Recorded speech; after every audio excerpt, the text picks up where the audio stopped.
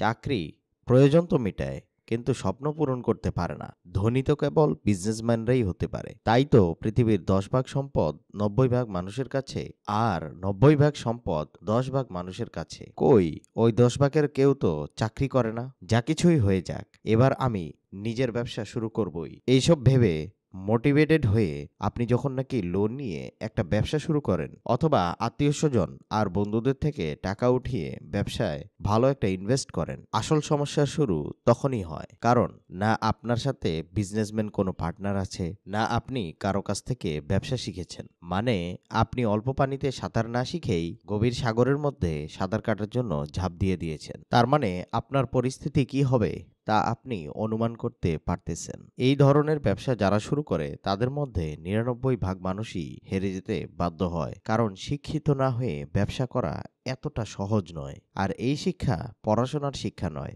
এই শিক্ষা হলো ব্যবসার শিক্ষা। ব্যবসা সম্পর্কে যদি আপনি না জেনে ব্যবসায় নেমে পড়েন, তাহলে আপনার অবস্থা খারাপ হওয়া থেকে কেউ বাঁচাতে পারবে না। আর এমনটা হওয়ার কারণ অভিজ্ঞতার অভাব। ডেটা অনুসারে 90 ভাগ মানুষ যারা ব্যবসা শুরু করে তাদের বিজনেস ফেইল করে। 2024 সালে ভারত ও বাংলাদেশে প্রায় 2 লাখের উপর স্টার্টআপ ব্যবসা শুরু করা হয়েছে, যার বেশিরভাগই অলরেডি ফেইল হয়ে গিয়েছে। অনেকেই বলবে, ভাই এসব কি বলছেন, তাহলে আমরা কি আর ব্যবসা শুরুই করব না? এই সমস্যার সমাধান কি?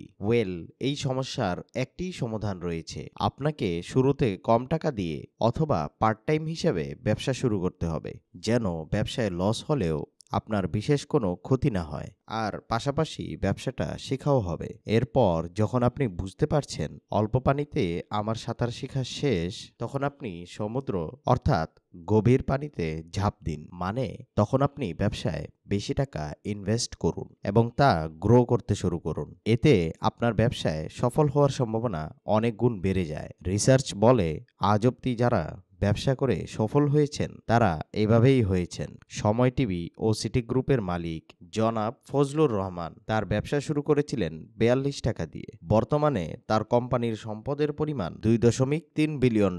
অন্যদিকে বাংলাদেশের বস্ত্র ও পোশাক খাতের বৃহত্তর গোষ্ঠী নোমান গ্রুপ তাদের যাত্রা শুরু করেছিল 67 টাকা দিয়ে। বর্তমানে তারা প্রতি বছর $1 বিলিয়ন উপর টেক্সটাইল ও পোশাক জাতীয় পণ্য বিদেশে রপ্তানি করে। মেঘনা গ্রুপও 100 টাকা দিয়ে লবণ বিক্রি শুরু করে বর্তমানে বাংলাদেশের অন্যতম মাল্টিন্যাশনাল কোম্পানিতে রূপান্তরিত হয়েছে। এরা প্রত্যেকেই অল্প পুঁজি দিয়ে শুরু করে ধীরে ধীরে তা বড় করেছেন। এই জন্যই বলা হয়, slow and steady wins the race.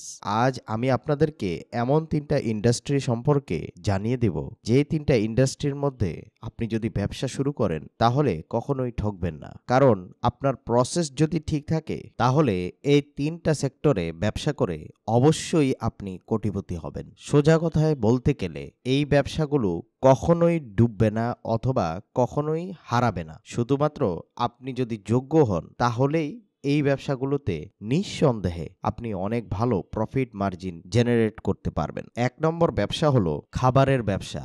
মানুষ যে কয়দিন বেঁচে থাকবে সে কয়দিন খাবারের চাহিদা অবশ্যই সর্বদা থাকবে। আপনি যদি খাবারের ব্যবসায় সঠিক প্রসেসে নামেন, তাহলে নিঃসন্দেহে আপনি যা টাকা ইনভেস্ট করবেন তার মাধ্যমে বেশ ভালো একটা মুনাফা অর্জন করতে পারবেন। আমরা আমাদের সামনেই অনেক বড় বড় ফুড জায়ান্ট তৈরি হতে দেখেছি, এবং সামনেও আরো অনেক বেশি ফুড জায়ান্ট তৈরি হবে। যেহেতু বাংলাদেশের জনসংখ্যা অনেক বেশি, এক্ষেত্রে জনবহুল এরিয়াগুলোর মধ্যে আপনি খাবারের ব্যবসা শুরু করলে আপনি লিখে রাখতে পারেন, অবশ্যই আপনার প্রসেস ঠিক থাকলে বেশ ভালো অ্যামাউন্টের টাকা আপনি এই খাবারের ব্যবসা থেকে অর্জন করতে পারবেন। 2 নম্বর চিরস্থায়ী ব্যবসা হলো কাপড়ের ব্যবসা। বাংলাদেশের কাপড় চোপড় সারা বিশ্বব্যাপী কতটা জনপ্রিয় সে বিষয়ে আমার আপনাদেরকে বলতে হবে না। এই সেক্টরটাকে আমাদের দেশের লোকজন অনেক ভালোভাবেই ইউটিলাইজ করতে পেরেছে। তবে এই সেক্টরে এখনো কাজ করার অনেক ভালো সুযোগ রয়েছে, আর এই সুযোগটাকে আপনি যদি কাজে লাগাতে পারেন, তাহলে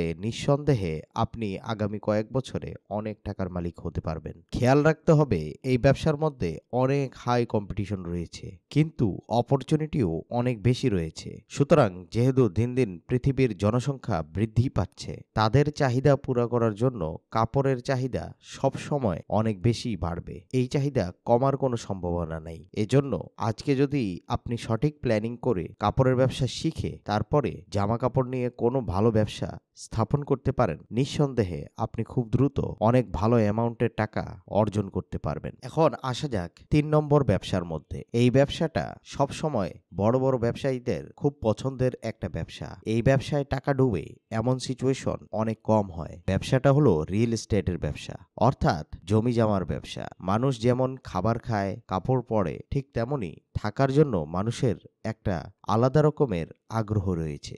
খেয়াল করে দেখবেন, আমরা নিজেরাই প্রত্যেকটা মানুষ আমরা চাই আমাদের নিজেদের একটা বাড়ি হোক, বাড়িটা অনেক সুন্দর হোক, সেখানে অনেক আরাম আয়েশ করে আমার ছোট্ট পরিবারটা বাস করবে। এটা আমাদের প্রত্যেকটা মানুষের স্বপ্ন। আর এই স্বপ্নকে পুঁজি করে যদি আপনি ব্যবসা দাঁড় করাতে পারেন, তাহলে নিঃসন্দেহে আপনি কত টাকা কামাবেন তা আপনি কল্পনাও করতে পারবেন না। তবে এই ব্যবসাগুলো চাহিদা সবসময় বাড়বে, কিন্তু রিস্কও এই ব্যবসাগুলোতে বেশ ভালো পরিমাণে রয়েছে। যদি আপনি না শিখে অনেকগুলো টাকা নিয়ে এসে এই ব্যবসায় নেমে পড়েন, তাহলে লিখে রাখতে পারেন আপনি অবশ্যই লস করবেন। সুতরাং ব্যবসার ক্ষেত্রে মন যা বলে তা না করে ব্রেইন যেই কথাটা বলে সেই কথার ভিত্তিতে আপনি যদি এই ৩টা সেক্টরে নেমে পড়েন, শিক্ষা অর্জন করেন, তাহলে অবশ্যই এই ব্যবসাগুলো চিরস্থায়ী। আপনার বড়লোক হওয়ার স্বপ্ন বাস্তব হয়ে যাবে অবশ্যই। ভিডিওটি যদি আপনাদের ইনফরমেটিভ মনে হয়ে থাকে, তাহলে অবশ্যই আমাদেরকে সাবস্ক্রাইব করে দিবেন। যারা ভিডিওটি শেষ পর্যন্ত দেখেছেন তাদের সবাইকে ধন্যবাদ।